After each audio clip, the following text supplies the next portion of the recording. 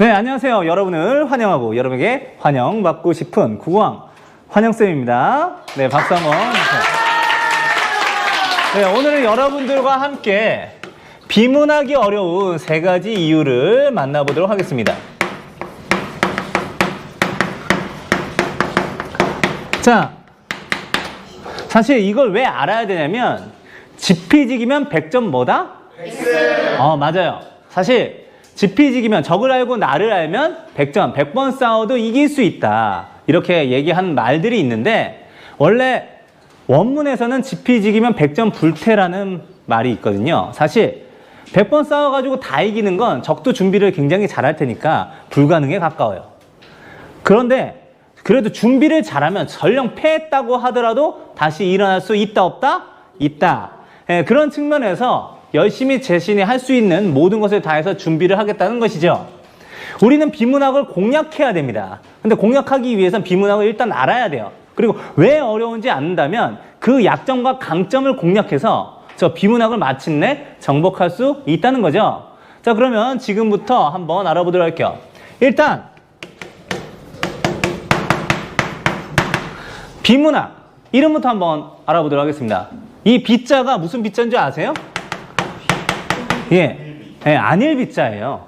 문학이 아니라는 말입니다. 이건 사실이에요. 팩트인데 근데 이게 과연 좋은 제목일까? 저는 의문이 들어요. 한번 물어보도록 하겠습니다. 혹시 친구 이름이 뭐예요? 채원이요. 아, 네, 채원이군요. 아주 좋은 이름이에요. 근데 제가 한번 이렇게 얘기를 할게요. 안녕하세요. 제 소개를 드리겠습니다. 저는 채원이가 아닌 사람이에요. 네, 저를 비채원이라고 불러주세요. 자, 이렇게 여러분한테 얘기를 했을 때 이게 과연 좋은 소개일까요? 아니에요. 왜 좋은 소개가 아니냐면 채원이가 아니라는 건 사실이지만 저를 대변할 수 있는 가장 큰 특징이 채원이가 아니라는 사실은 또 아니라는 것입니다. 저는 저만의 강조해야 한 특징이 따로 있는 거예요. 자, 그래서 얘는 분명한 특성이 있는데 문학이 아니라는 말로는 얘가 좀 자존심이 상한다는 거지. 그래서 이걸 알고 있는 한국교육과정평가원도 그렇고 학교에서도 이거를 우리 교과목의 이름인 독서라고 다시 명명했어요. 근데 선생님은 솔직히 이 이름도 별로 마음에 들지 않아. 왜 그럴까? 얘는 너무 포괄적이야. 너무 이름이 커. 그냥 글을 읽는다는데 얘는 분명히 특징이 있는 글인데 모든 글을 읽는 것처럼 느껴지잖아. 그래서 선생님은 이렇게 표현하고 싶습니다. 바로 설명문. 나는 사람입니다라고 이렇게 너무 넓게 나를 정의 내리는 것보다 안녕하세요. 저는 국어왕이에요. 이렇게 표현하는 것이 훨씬 더 저의 특징을 잘 표현할 수 있다는 거죠.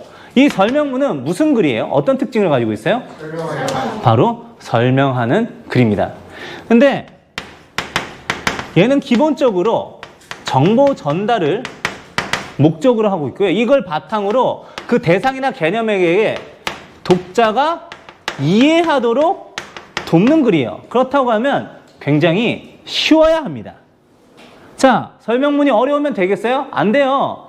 지금 예를 들면 굉장히 더워 죽겠는데 에어컨이 잘 작동이 안 돼. 그때 어떻게든 에어컨을 수리를 해야겠죠? 그러면 우리가 맨 처음 봐야 된 건 에어컨 제품 설명서예요. 제품 설명서 이렇게 딱 봤을 때 이 에러 코드가 나왔던 걸 이런 식으로 고쳐야 됩니다라고 설명을 해놨는데 내가 그걸 도저히 이해를 못하겠어. 그러면 좋은 설명서다? 아니다? 아니다. 그래서 설명문의 제일 중요한 건 우리가 뭐라고 하냐면 쉬워야 한다. 이게 가장 핵심적인 특징이 된다는 거죠. 그런데 그럼에도 불구하고 수능 비문학이라고 불리는 글들은 죄다 어떻다? 쉬울까요? 어려울까요? 어려워요. 어렵습니다. 여러분들 수능에서 사실 어떤 영역이 가장 어려운지 아세요? 국어 영역입니다. 1등급 컷 혹시 아시는 분? 84점. 84점이군요. 네, 맞아요. 정확해요. 수학 나형 같은 경우에는 88점이. 오, 그걸 알고 계시네?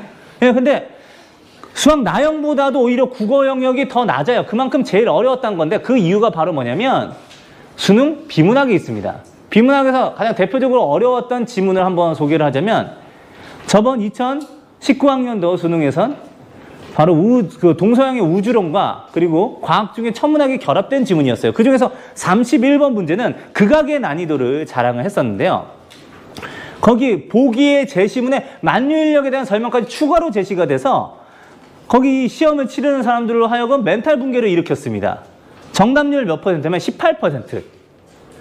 여러분들 오지선다 하면 보통 찍어도 몇 퍼센트는 나와야 돼요? 20%. 맞아요. 정확하게 확률적으로 계산하셨군요. 네, 20%는 나와야 되는데 찍은 것보다도 읽은 사람의 정답률이 더 떨어진다는 얘기예요. 그만큼 어려웠다는 얘기입니다. 그러면은 왜 이렇게 비문학이 어려운가에 대해서 한번 만나볼게요. 비문학이 너무 어려워서 사실 한국교육과정평가원장도 국민들한테 사과를 했단 말이에요.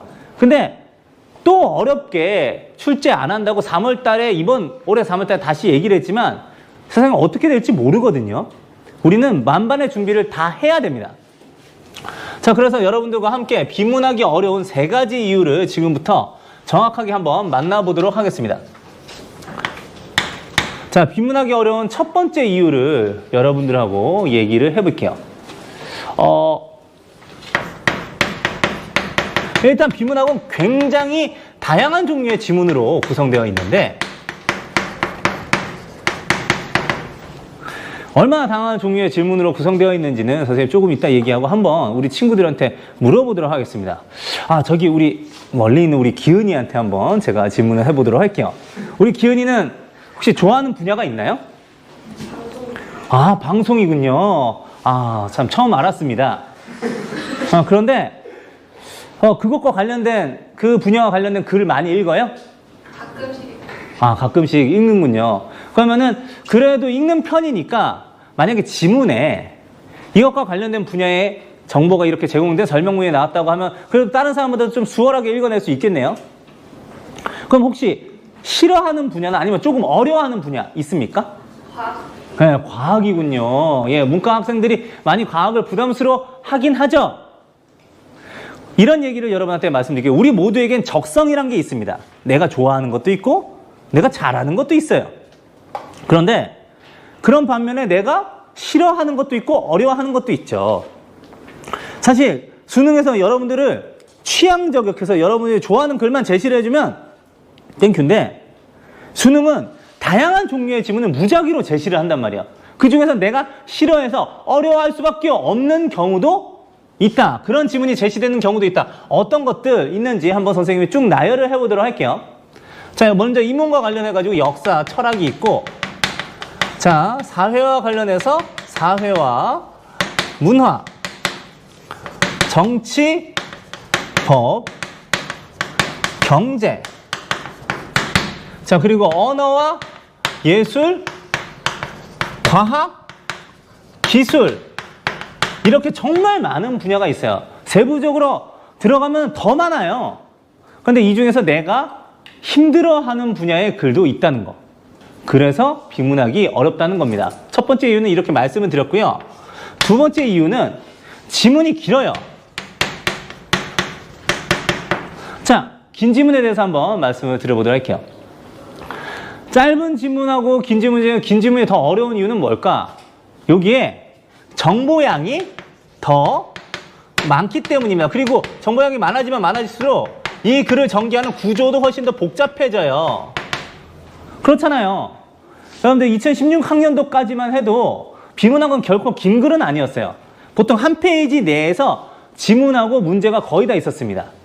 지문을 왼쪽에다 이렇게 배치를 하고 짧은 지문, 그리고 거기에 오른쪽에는 1, 2, 3번 정도로 이렇게 딸려져 가지고 거의 한 페이지에 제시를 하는 경우였는데 2017학년도부터 갑자기 보험 지문에서 6문제가 딸려가지고 와요.